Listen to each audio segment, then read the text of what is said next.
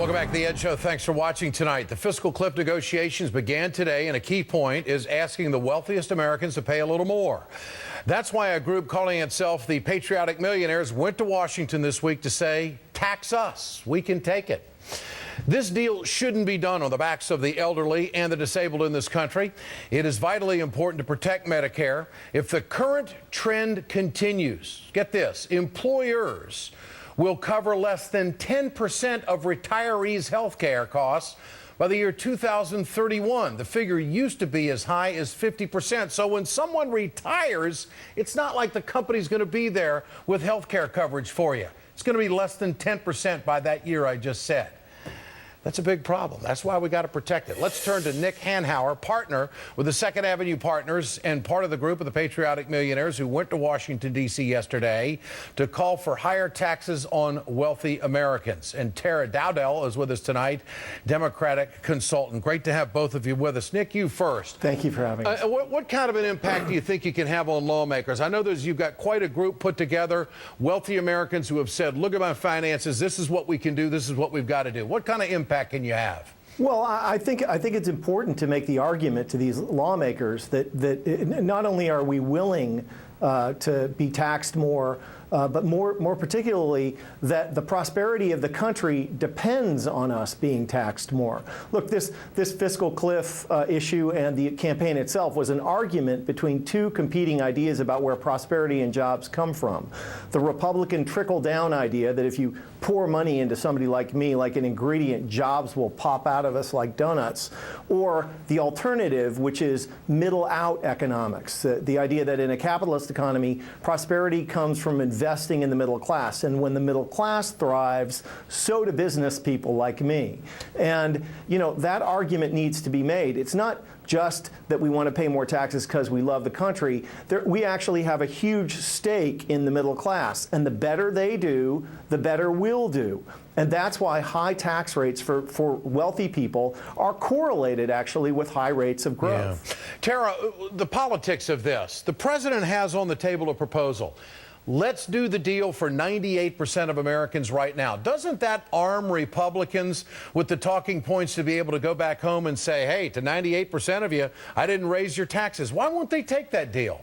Well, the Republicans are being obstinate, as they've always been since this president took office. I mean, the bottom line here, though, Ed, is that the Democrats, we have all the cards to play. Right now, the Republicans don't have the cards to play. So the Democrats need to stand firm on this and not give in to any more obstructionism. And as I've always liked to say, we don't have a rich people aren't rich enough problem in this country. What we have is a working poor people who are no longer working problem, and a middle class is shrinking problem. And so Democrats need to continue to pound home the message, because that message and those policies that we propose are the policies that resonate. And I think what the president is doing is continuing to take that message public, and he needs to continue to do this and put pressure on the Republicans, because we have to be careful. They're saying they're going to work with the Democrats, but their track record, as we know, has not been a good one. Well, listen to Mitch McConnell today wasn't very encouraging. I mean, he's talking about entitlement cuts, or he's not going to serve up any revenue. Now, let's talk about the Bush tax cuts for a moment. For the wealthiest Americans,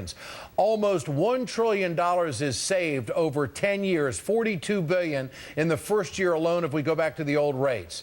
Here is a healthy sum. I mean, that's a pretty doggone healthy sum. But, Nick, is that really where we have to go? Should we go further than the old rates? Absolutely. I mean, I think that it's good that the rate is going to go up. But we have to eliminate the carried interest deduction that is just an abomination in our tax code, this 15% rate that private equity people and venture capital people like myself get.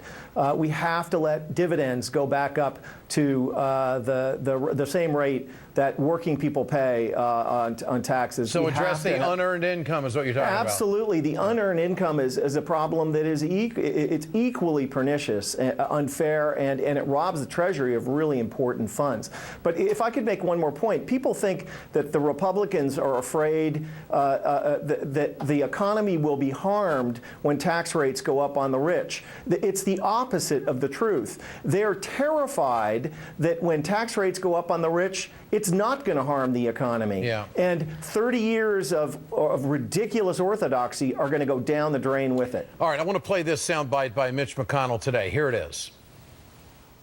I can say on the part of my members that we fully understand that you can't save the country until you have entitlement programs that fit the demographics of the changing America in the coming years. We're prepared to put revenue on the table, provided we fix the real problem. So, Tara, Senator McConnell is angling for a fight amongst Democrats over entitlements. Is it going to work?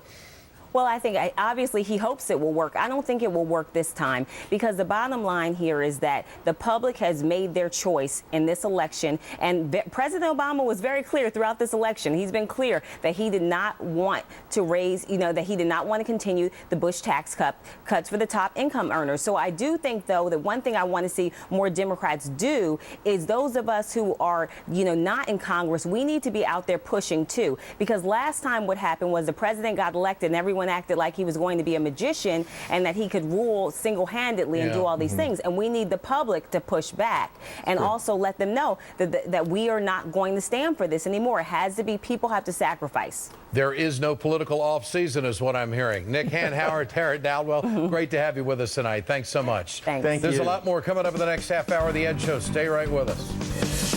If President Obama wins, will you move forward with the health care exchanges? We're going to go forward in a way that ultimately looks out for the best interest of the people of the state. He was telling the truth. Governor Scott Walker announced a hands-off approach to Obamacare.